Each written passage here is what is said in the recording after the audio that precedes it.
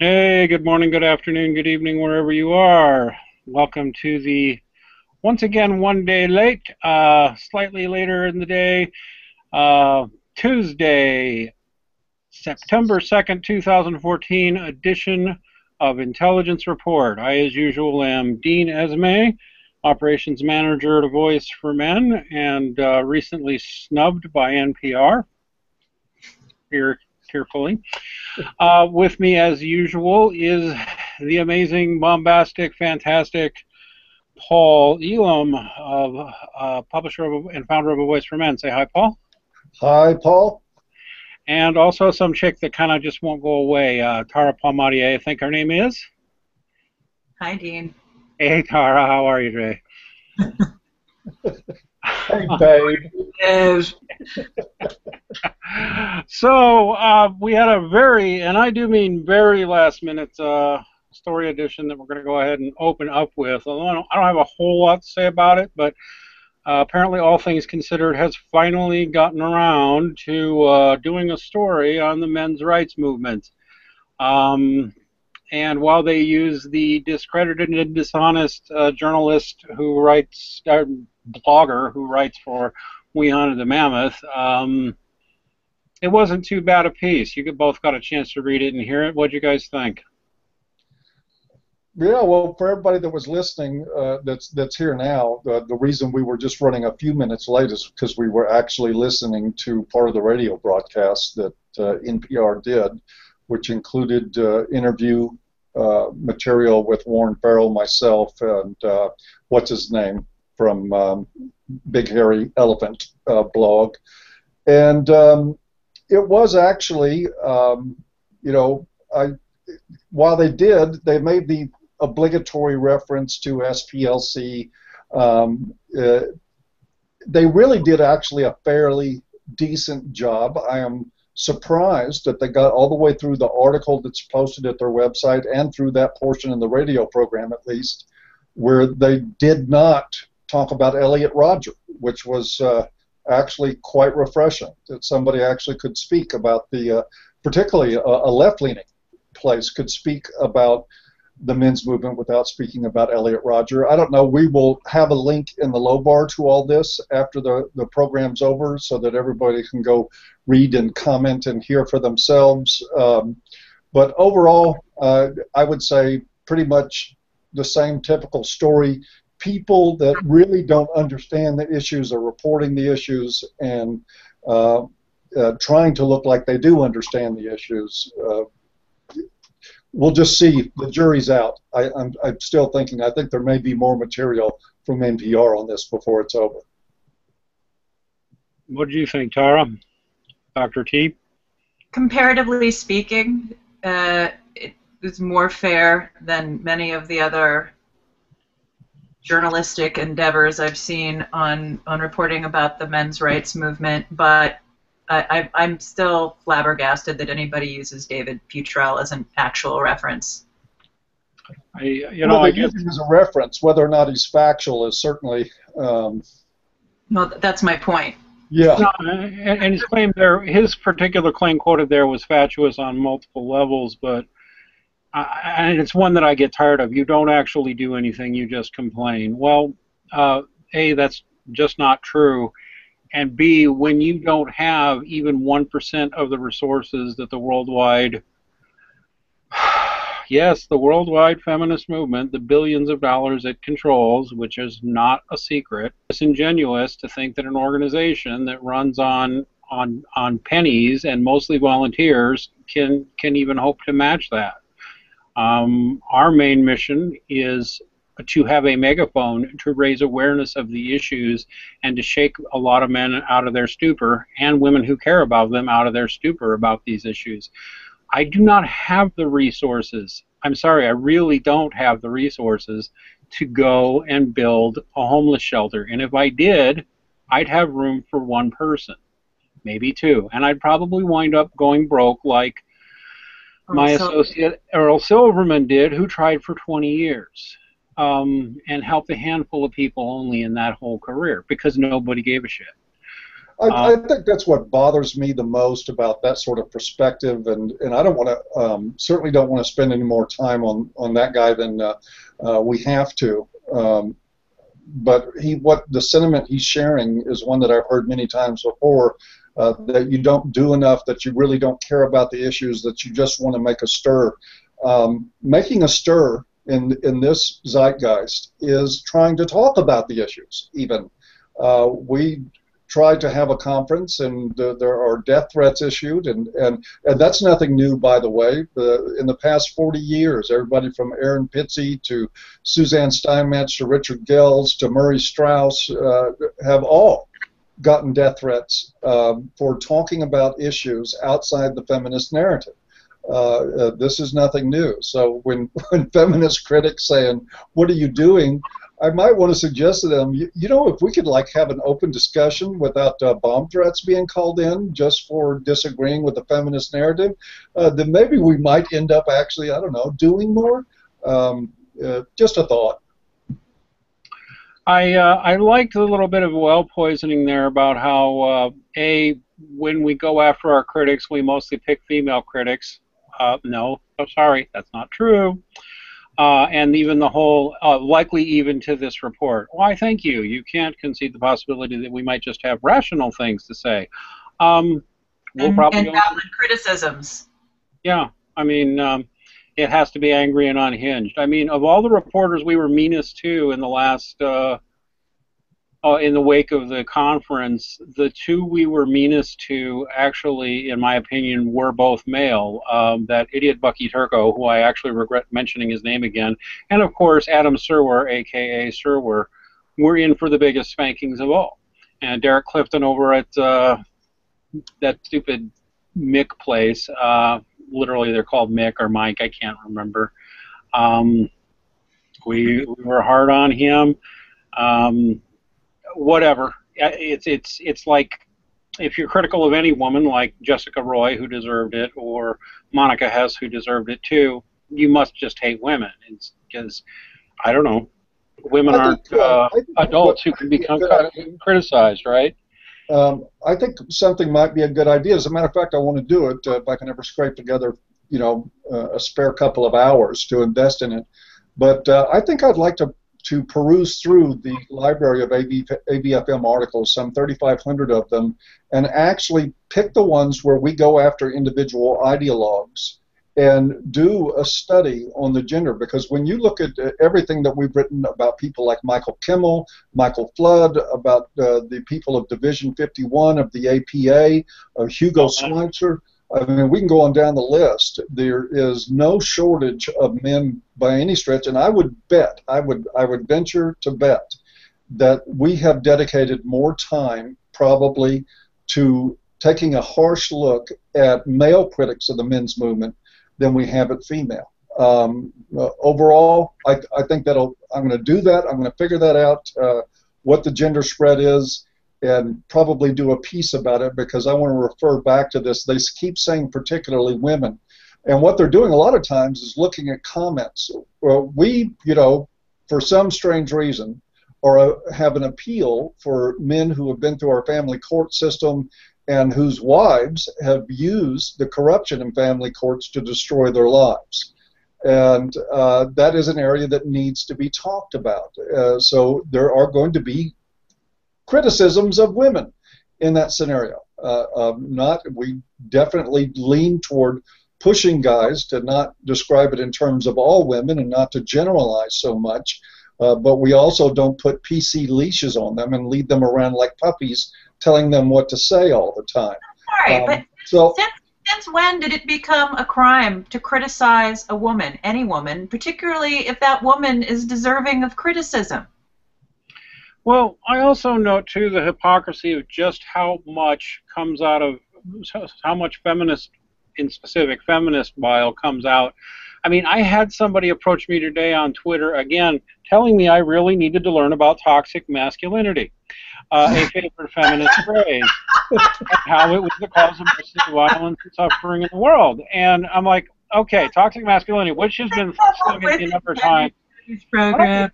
Yeah, I know. Why don't we talk now? So, and there's all this stuff that comes out of feminists and just the culture at large, making fun of men and criticizing men as a group, and that gets a pass. Somebody makes a generalization about women and say, well, you know, a lot of them have an urge to be gold diggers. Well, that's just blatant misogyny, right? Toxic masculinity is now my favorite phrase of hate. If you use that phrase and that comes out of your mouth unironically, you're a bigot. I'm sorry, you're no better than somebody who says, you know, like toxic Judaism or toxic Jewishness or toxic blackness or toxic. Screw you. Toxic feminism? Yeah, toxic feminism. How about that?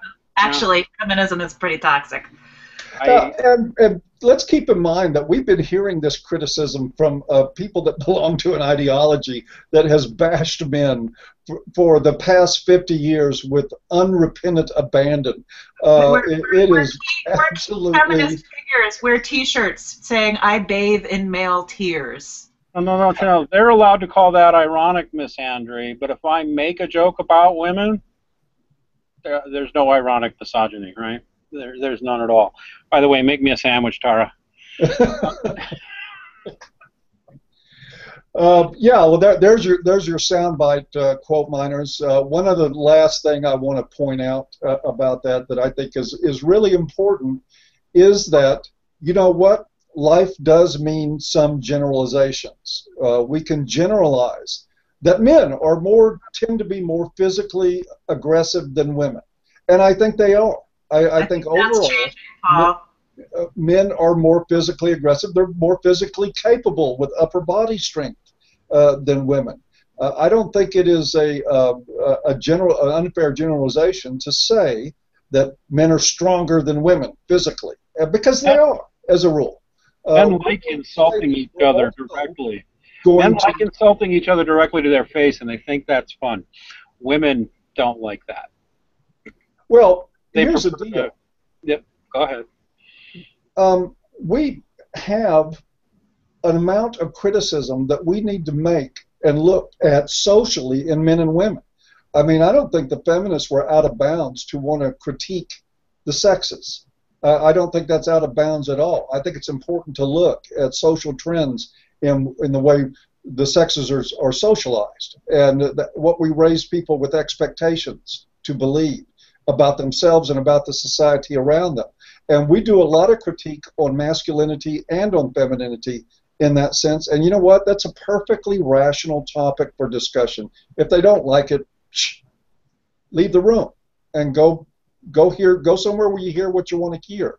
But we're going to make critiques of masculinity and femininity in modern culture, and we should, if we want to understand ourselves. Sure. I agree. Overall, I think on the NPR piece, I also like that whole, well, why hasn't it caught on yet? Yeah, the problem is, my dear, is that it's catching on, and it's going to keep growing, I'm afraid, one way or the other. Which is why the mainstream media is writing about it, and why feminists are collectively losing their shite about it. Mm-hmm. Pulling fire alarms and making death threats to a hotel that was supposed to host us, and a number of other criminal and borderline criminal activities. Yeah. But overall, you know what? If that were the average piece on the men's movement, the men's human rights movement, I'd be pleased. I just think it's a sign not only of our growth, but that increasingly people are going to be talking to us and having to address our issues. And if we had to be rude to get here, okay, but it's coming. I mean, it's still coming, right? 2014 is our biggest year yet. I think 2015 will be a year of some consolidation, but still further growth. I just have no doubt about it. I'm even seeing people which we never have much to do with it, but I'm even seeing people in the pickup artist community starting to lean our way as they start to realize, oh yes, I have tricks for how to get laid, but then I have nothing to get them out of jail. I have nothing to get them out of complete and utter poverty if they're wrecked. Maybe I need to think about these things before I just tell a 19-year-old a better way to get laid, whether it works or not. Just what I think. Any final thoughts on that, Dr. T? The whole NPR story, I mean. I just nothing serious. I just whenever I hear an NPR news report, I always think of that Saturday Night Live skit, "The Delicious Dish" with Alec Baldwin. The sweaty balls. Sweaty balls, which Yes, would have been a good title for an article on the men's rights movement. I don't know. By the way, for all those people who think I'm a lefty liberal communist, I actually like NPR and always have. Oh, big admission. You know, I laugh at it, and I like to call it National People's Radio. But no, really, I love you guys. You're great. This American Life, great show. Anyway, so going from what is basically stolid and mainstay left-wingerness, we also have a piece from a conservative publication called the Washington Examiner that Dr. T wanted to talk about with us. Tell us about it, Dr. T. Sure. There's a journalist, Ash, a female journalist. Her name is Ash. I don't have the article open, and I'm sorry, I am not remembering her name, as I usually do not remember names. But she wrote, I thought, a very good, even-handed piece about the effects that our quote-unquote rape culture is having on everyday college life and male students, to the point where I'm not going to call it rape hysteria. Rape culture. I'm going to call it rape hysteria because that's what it is. 1 in 4 women on college campuses are not being raped. But it's now you have young men who are afraid to ask women out on dates for fear their college careers will be destroyed and that their careers will be destroyed before they even have careers. They interviewed young men this one gentleman they interviewed said, yeah, you know, this woman expressed interest in me, but, you know, he said, I want to go to law school or medical school. And I realized if there's any ambiguity, all that could be over. So even though the woman expressed interest, he talked about another friend, same thing, at Harvard, who a female friend said, you know, hey, I'm interested in your frat brother, let him know, and the guy was like, no, not interested, not gonna potentially destroy my career. So I would say the feminists are going to make college campuses safe because most sensible young men aren't going to risk inviting a woman to a movie or a party for fear that their lives may be over as they know it. Well done, feminists. Well done. In fact, I got a little quip that just occurred to me. No, 1 in 4 women are not being raped on college campuses, but by God, the ideologues are working hard to make sure that 4 in 4 are terrified of being raped, aren't they? Because that's what this is ultimately about, isn't it? It's about scaring up women, scaring the women's, and scaring up more funding for their bogus programs, for the women's studies groups, and for the people offering rape crisis counseling and such. You know, if they don't have enough rape victims to justify their salaries, they've got a problem. So, yeah. Anyway. I don't think it's any surprise that it was 4 young college-age men, college students, that have gone into development of a nail polish that's designed to detect rohypnol and other so-called date rape drugs. When you fearmonger, this is what you get. You get fear, and you get the opportunity to exploit that. I mean, one of the things that's not been mentioned much about the date rape nail polish and all the horrible feminist backlash to that really was translated into saying rape prevention is rape culture. That's what feminists are saying, is that to put any onus on the individual to take measures to protect themselves is victim blaming, and victim blaming is a part of rape culture. So in other words, rape prevention for the individual is rape culture. But go figure, it's feminist logic. But people can exploit this. The other thing about it is that the fear that is bred in this rape hysteria was bound to impact the young men who are now talking about, look, I'd love to date this girl I go to school with. I heard somebody on the comments. I saw a comment the other day that put up a hashtag date off campus. And you know what? I think there's some real wisdom in that. So one of the points I wanted to make about this for the college guys that watch this program or that may get exposed to it, or if you know young men in college, is tell them to consider the idea in their dating lives of not dating women that go to their school. At least if they date off campus, if a woman wants to make an allegation of a sexual assault, she has to go to the police to do something about it, or at least go to some thugs to get you to beat up or whatever. But she does not have the option of going to your school administration, pointing a finger, and having you dragged before an honor court where the chances are very high that they're going to decide to terminate your academic future based on whatever she says, not on any evidence that's available against you. So I hope to see the date off campus hashtag more and more commonly on Twitter, and I'd like to see the message spread to young men on college campuses. You know what? There's a whole, the girls at campus are convenient, but there's a whole world of them out there that are not on your campus who pose a significantly less threat to you than somebody you go to school with. Somebody in the comments just posted something that I think is true. Edward Buster writes, rejecting certain kinds of women could be just as detrimental. And he's absolutely right. I just read about a case last week where a man was suspended from school with allegations that he was sexually harassing a female student, when in reality, and he had the emails to prove it, she was the one who propositioned him. He turned her down. A week later, he found out that she found out that he had asked out another woman out, presumably a more attractive woman, and she filed sexual harassment charges against him.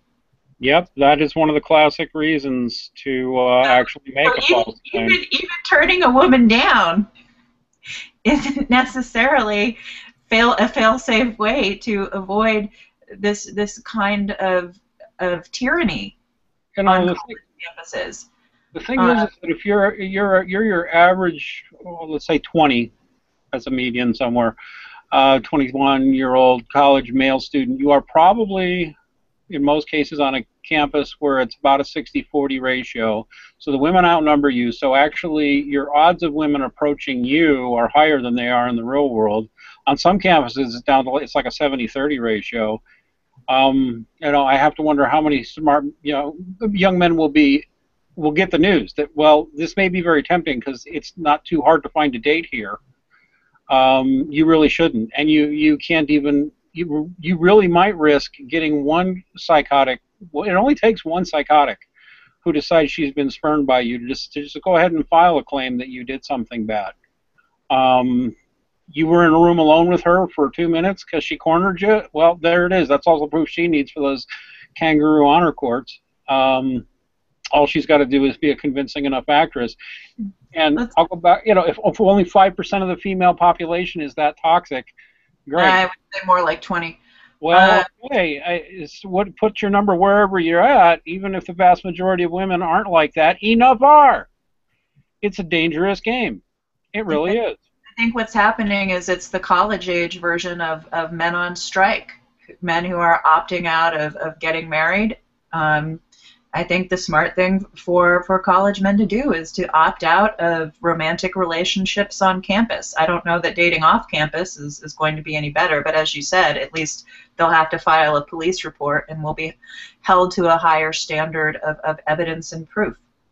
And you go look at Captain Capitalism, a.k.a. Aaron Clarey, and he has some really sage advice to young men about not going to college at all, which is like heresy in some circles, I know, but it's actually something I believe myself as a college graduate who regrets bothering to get the degree.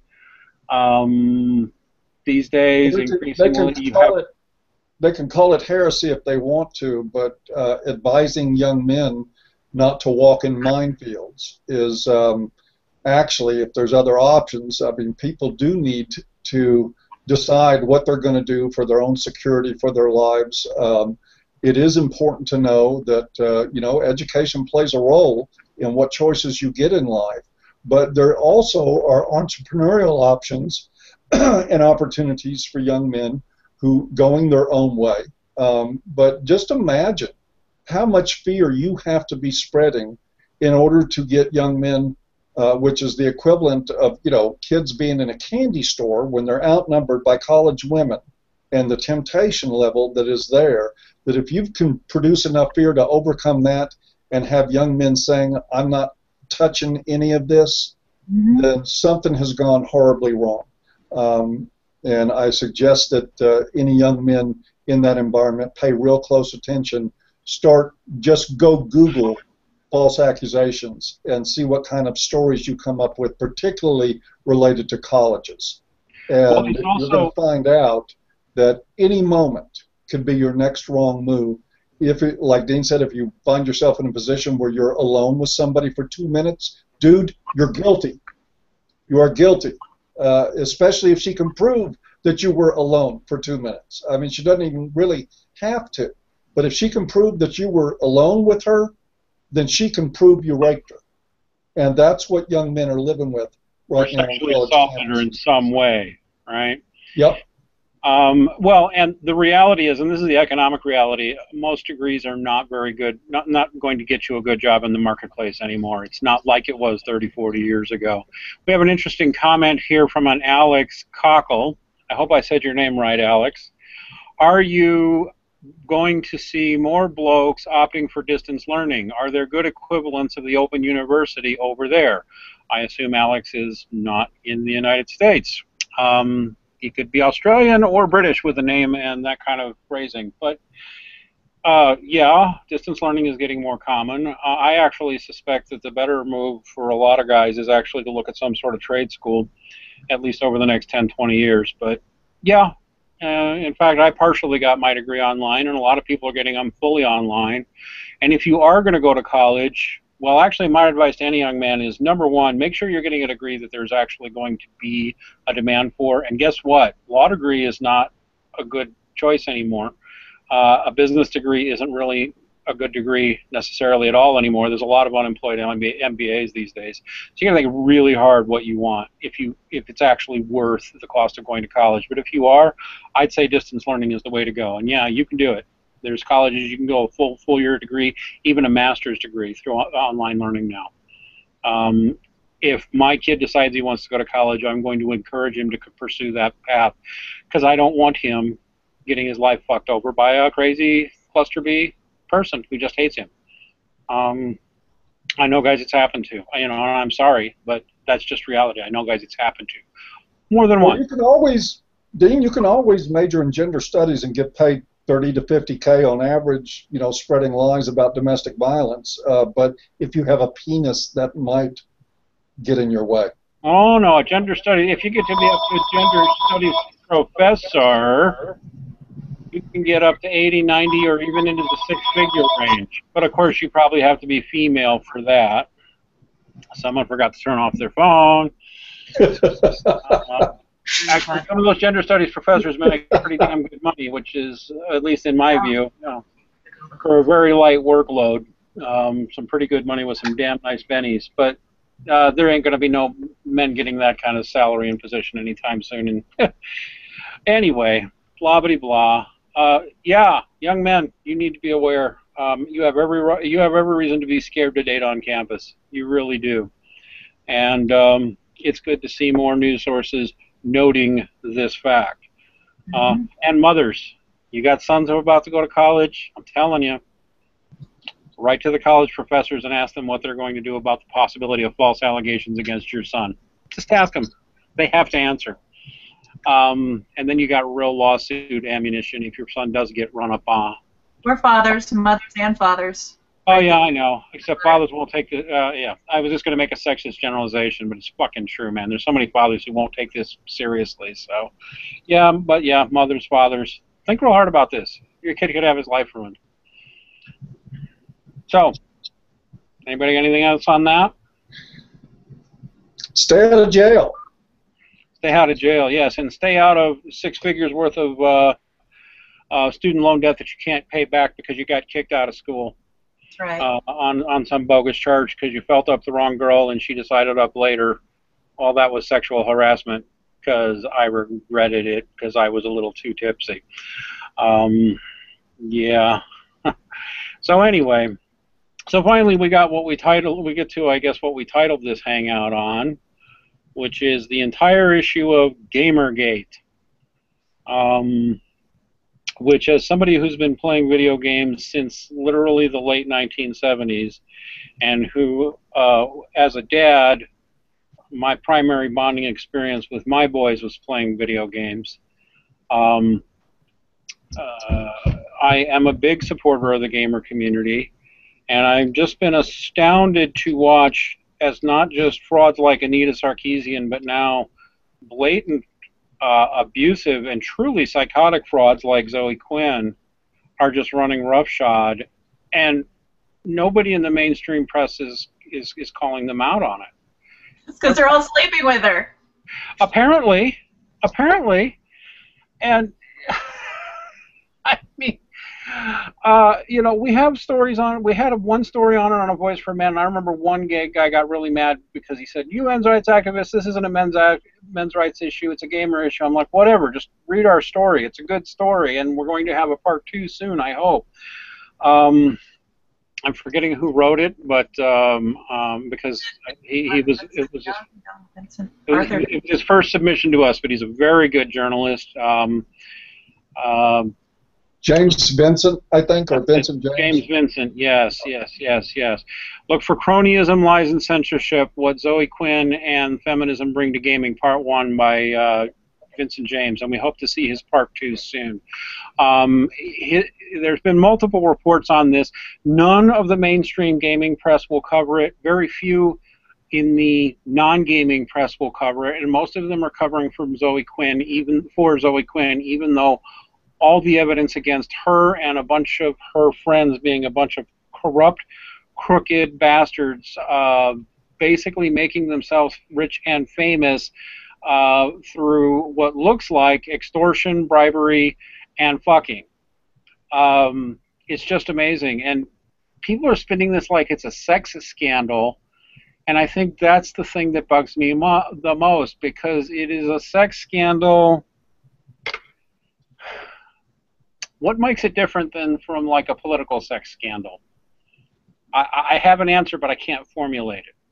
Well, I think sex scandals are for the more Puritan-minded among us. I don't care who has sex with who, but I do care about the reasons for it sometimes.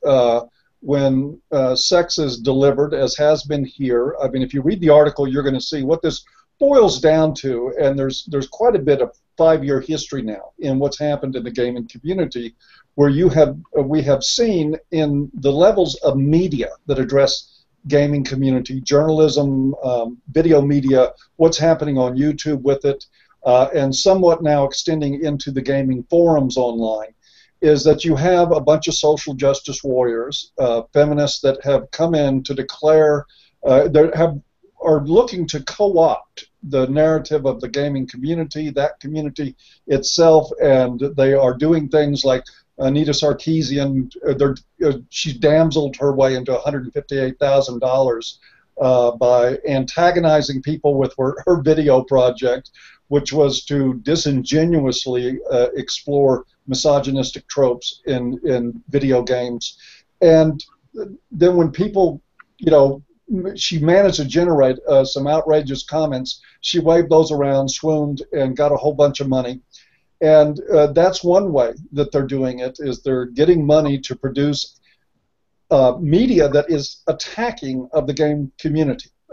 So they're going after their core identity. The other way is you got Zoe Quinn fucking her way to the middle within the journalism establishment of the gaming community, and she's getting her shit game, which isn't really a game. It's like Depression Quest. Are you fucking kidding me? Depression Quest. The sequels, I Rex the She's Field. getting that promoted, and she's also doing the damseling and, oh, I've got death threats, and you need to support me. And she's got these white knight riders that she's fucking running around chastising the entire gaming community over this. They have gone into literal meltdown mode. This is, and one of the comments are some great videos, and you can link to one in that article. One of them is linked that describe this crisis that's going on. And one of the things that I had to say, I put a comment on that video that this is really just same shit, different day. Anybody thinks this is just a gaming issue is out of their mind. Sorry, you are wrong, buddy. You have no clue what's going on. This is the same stuff on a different day. You've got just one more institution that feminists have come in to stink up, and nobody notices till the turd drops in their lap. And then they go, oh my God, look what's affecting us now. If we don't get this problem out by the roots, it's not going to be solved. Can I add, this is one of the final frontiers, if you will, where feminists want to come in. And I mean, my understanding, and I don't consider myself an expert on this, but game development and technology, these are meritocracies, which means that I'm a vagina and I'm underrepresented, give me a position because vagina discrimination just isn't going to work. You either know your shit or you don't. Sorry, Cuppy Cake. And I think that, and so what are they doing instead? They're crying misogyny. It's not misogyny, Zoe. From what I understand, your game sucks. It's a 40,000. That's why nobody wants to play it. Not misogyny. The games I play, I kill men and women alike, and probably I kill more male characters because there are more male characters. Although honestly, I don't know if the ogres and dragons are male or female. They're not human. But I think this is the issue. It's like they're trying to crack one of the few remaining meritocracies that are out there. Weren't you a Skyrim player, Tara? I can't remember.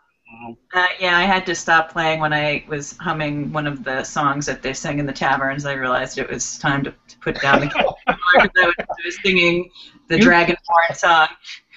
Who can seep 100 hours into that game without even trying? Oh my God! Yeah, it's amazing.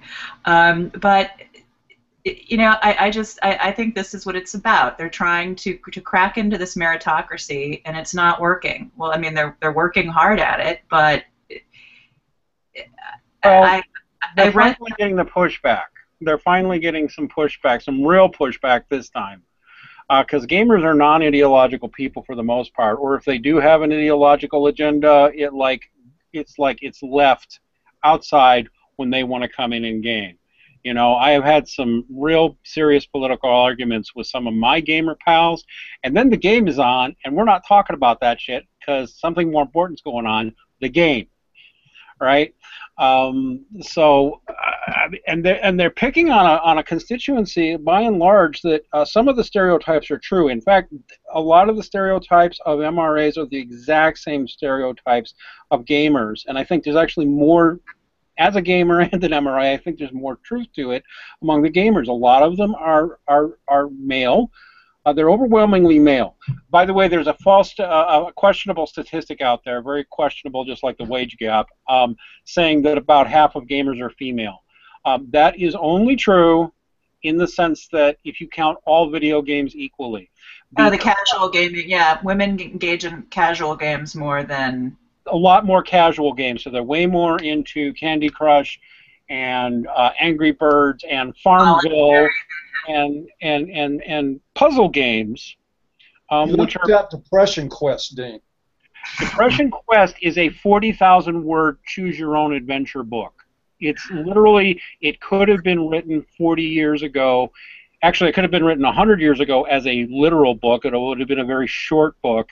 It could have been written with 1980s computer technology. I mean, it's sad. It's 40,000 words of, you're depressed, what do you do? Choose this path, or this path. Okay, and then some more text comes from you. Take a ball and start clubbing yourself in the forehead. That's what you do.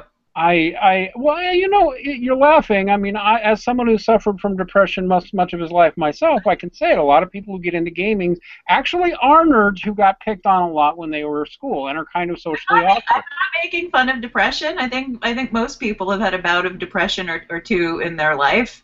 I mean, it's the common cold of mental health. People have things that happen to them. You get down. I mean, that's not what I'm making fun of. I'm making fun of. Of the game, I know, right? I'm not making fun of it either, but one of the things that I think is pretty glaringly obvious in this is that what she's done is me quest, and you know, it's no wonder that the game, and I put game in scare quotes for a reason, has been basically shat upon in the gamer community, despite her, you know, dispensing enough blowjobs to get it promoted through some of the writers.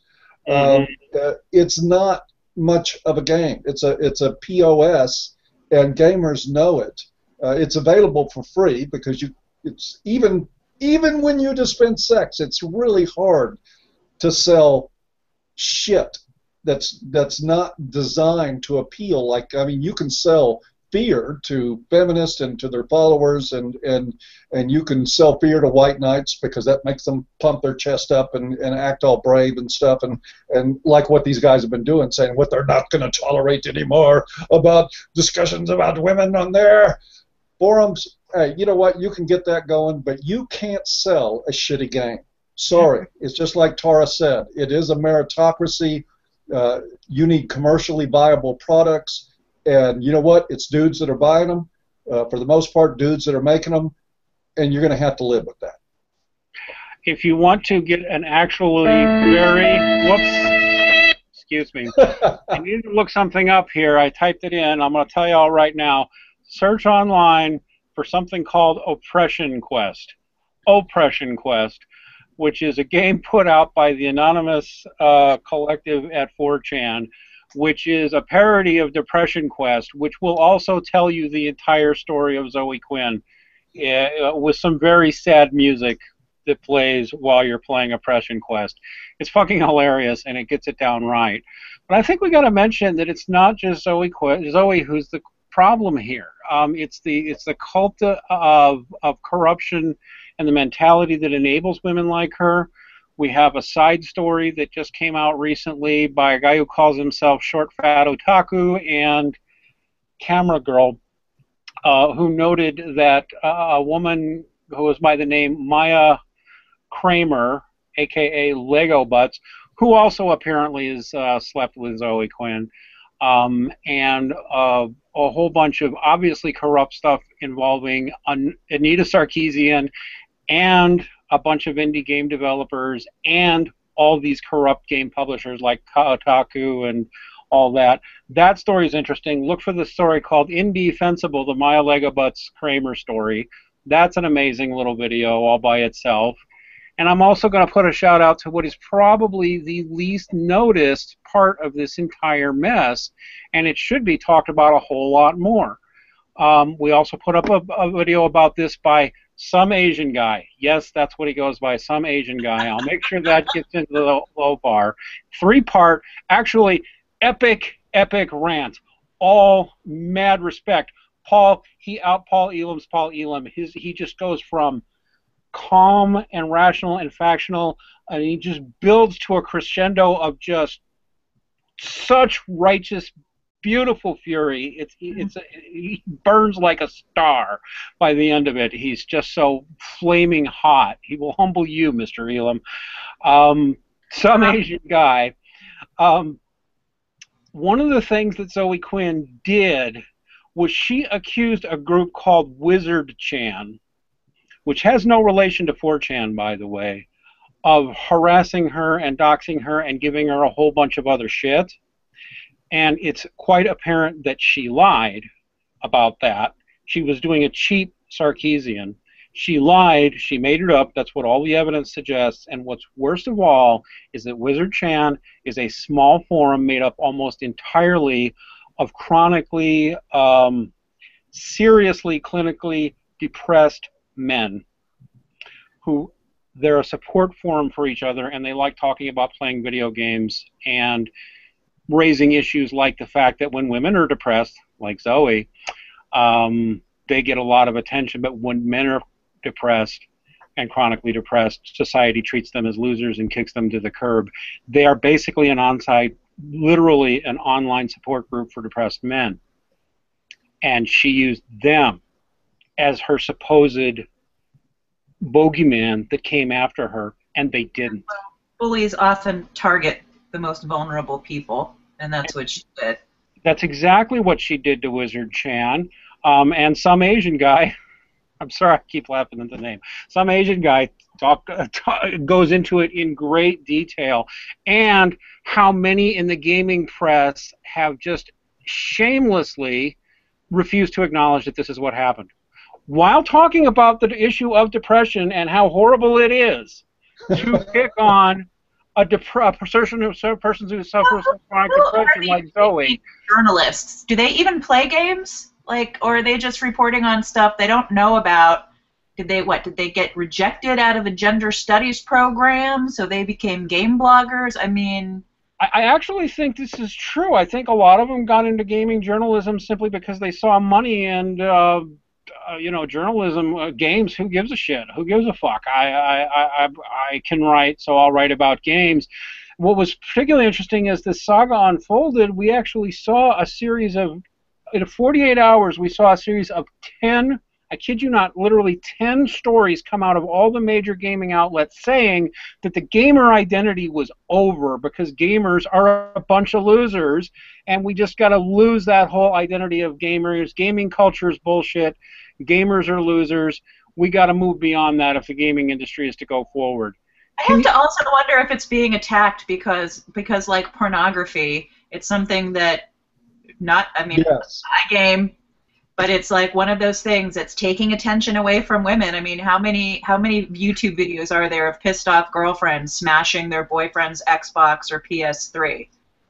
This is exactly what I have speculated on myself, Tara, that what's going on right now in the attack of the identity of the gaming community and its members is no different really than the Super Bowl Sunday hoax that circulates every year around the Super Bowl. This is going into an area where feminists suspect that there may be a cohesive group of men enjoying themselves with something and attacking it until the men fight each other and destroy themselves from within. And that's exactly what they're trying to do. I think they've met their match this time, though. I really do. I do not believe that the feminists are going to succeed at destroying the gaming community.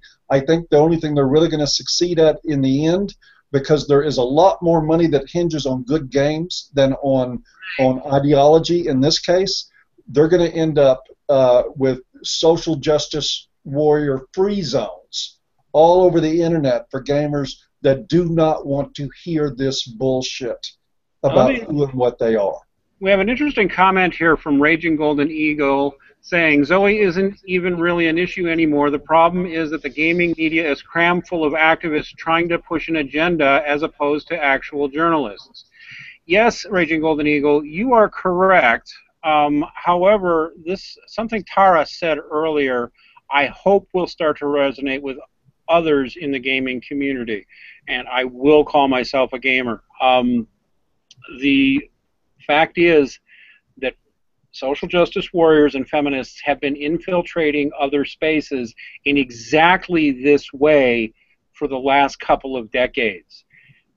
We, gamers, are like their last horizon, one of their last horizons. They've taken over the universities. They've taken over most of the mainstream press. To the point where things that they believe historically about women's oppression and stuff like that, which are documentable bullshit, people just accept as true. Gaming is like, oh, we've discovered this. Here's some new territory where we can go in and use shame. Mostly male space where guys can go into these very rich alternate worlds, and they don't need a woman to go there. That's right. That's right. So, I mean, you are right. He is correct. I assume Raging Golden Eagle's a he. Sorry if I'm being Well, there's a caveat, though, Dean. Yeah. We have to throw the caveat in there that what Raging Golden Eagle had to say assumed that there were real journalists in other places. There's not. The feminists co-opted and undermined the journalism community a long time before they ever got to gamers. And I think one of the results we're seeing now is that journalism degrees, which universities are dispensing through a feminist approval stamp regularly, invariably ended up with people who write about games being people who had learned to survive 4 years or 6 years of college by agreeing with feminists and by buying the ideology, whether they really bought it or not. And now they're seeing the financial reward in potentially pushing that agenda. But I think this was an overcalculation on their part. I think eventually you're going to see a shrinking market because there is a mounting backlash to feminism in general. And I think you're going to see a very strong one in the gaming community. And these guys will probably at some point be out of jobs. I hope so. They'll be make a lot of good fun to write about. I hope the gaming community tells the Sarkeesians and the Quinns and the Lego butts she's sleeping with to all suck their collective dongle. And that's a nod to Adria Richards. Yes, it is. They're coming for you guys, and they're not going to slow down until you push back. But here's the thing. When you've got basically, we'll call ourselves nerds or geeks or whatever. And by the way, I'm proud to be a geek, part of geek culture. What we really usually mean socially is somebody who is intelligent, bookish, and kind of introspective, and therefore doesn't get along with the cool kids. These are the type of people who frequently got bullied growing up. Guess what? Most of those kids who got bullied growing up eventually learned that you have to stand up and punch the bully in the face to make them go away. And a lot of them now are in their 30s and 40s and have learned this lesson. You either walk away or you fight. And I do think they're going to fight. I do predict we're going to see social justice warrior-free, ideologue-free gaming sites pop up because Rock, Paper, Shotgun and even Destructoid and fucking even Forbes magazine, which used to have good games coverage, and Kotaku, you've all fucked yourselves over and you fucked your own constituency. I'm serious. It's exactly what you've done. It's like the NFL coming out and the NFL press. It's like making all of their players wear pink ribbons. That's cute. Props. I've heard that the NFL is doing something for prostate cancer now. Which is cool. Good. But no, this is like Sports Illustrated and the sports press coming out and declaring that sports fans are a bunch of all fat slobs who sit around drinking too much beer and beating their wives, and sports fan culture is over. How long would you last in sports if that was in sports news journalism if that was your fucking attitude? I mean, I can make fun of sports fans. A lot of them are like, the Bears. They're eating their food, their nachos, they're sitting around and they're acting like they've achieved something because their favorite team just scored a touchdown. You can make fun of that too. But of course, the people who do sports journalism aren't that stupid, are they? No. Well, I don't know, Dean. The fact of the matter is that the larger sports community still stands by and listens to feminists drone on about domestic violence around football. You've got Stephen A. Smith, who was basically run out of his job for a little while, suspended for just making a common sense statement that if you don't hit people, you're probably not going to be inducing violence into your relationship, and that women ought to be aware of that. Don't want to get hit, don't throw a punch. Yeah. And so I would criticize the sports community. I mean, part of what I think is the problem, with no offense to anybody that likes sports, but a big part of the problem is that we do have a culture of men that will obsess on sports for hours at a time, and I'm going to say it, on gaming too, and will not notice this shit crawling right into their lives and not notice what's happening to even other fellow gamers, fellow sporting fans. They'll sit there and talk about somebody's ERA while they're dragging a guy off to jail for not paying for a child he didn't father, and they won't say anything. They won't say anything really. There won't be a backlash over Stephen A. Smith. It should have been an outrageous backlash. That I don't know is going to happen, because I happen to think that obsessive sports fans are among the most unconscious people on the planet. But gamers are not the same community. These are introspective people. They're people that I think are more intellectually oriented than your average sports fan. Now, watch me get hate mail from NASCAR fans now. Run it, drive it like you stole it, Ricky Bobby! No, we're not insulting sports fans, but no, you're making a good point. Video game fans tend to be bookish, what we used to call bookish. You know, they obsess even more than baseball fans do, and they're smart people.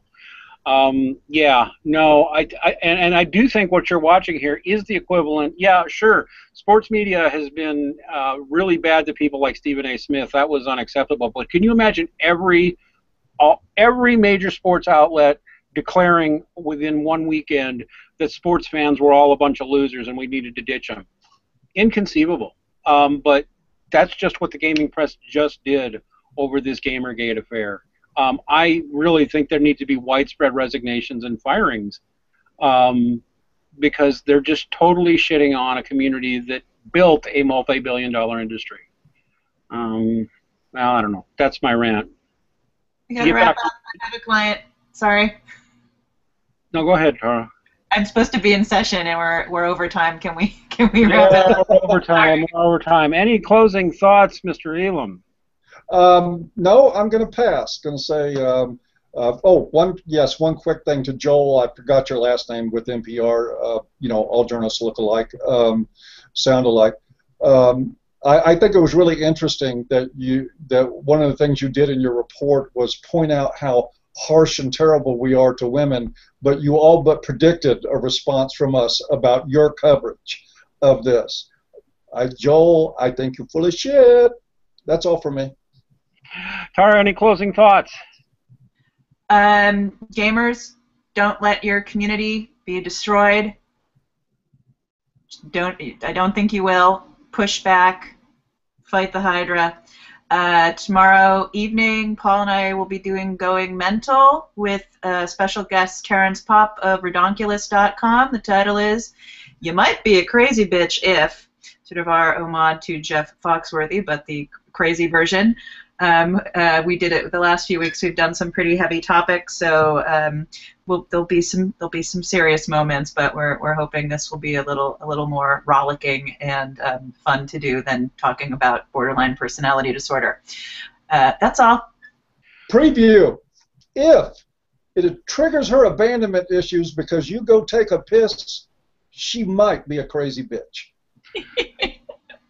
My final closing thought is it is time for somebody out there, maybe multiple somebodies out there, to start the social justice warrior free gaming sites. Fuck these people. Fuck these assholes. They are not going to destroy this community. In the meantime, if you are in an abusive relationship with a woman or think you might be, please go to shrink4men.com. That's shrink4men.com and seek the forums, articles, and possible one-on-one services of Dr. Tara Palmatier, who has a client who's probably watching this and wondering when she's going to get off the line with us. And if you're interested in these issues in general, and gamers, yes, they really do affect you too, come on, check out what we're doing on A Voice for Men to talk about, where men need to wake up and realize what's going on in the world around them. It's not just you. All right, guys. Hopefully we'll see you next week on Monday like we're supposed to be. Later. Bye-bye.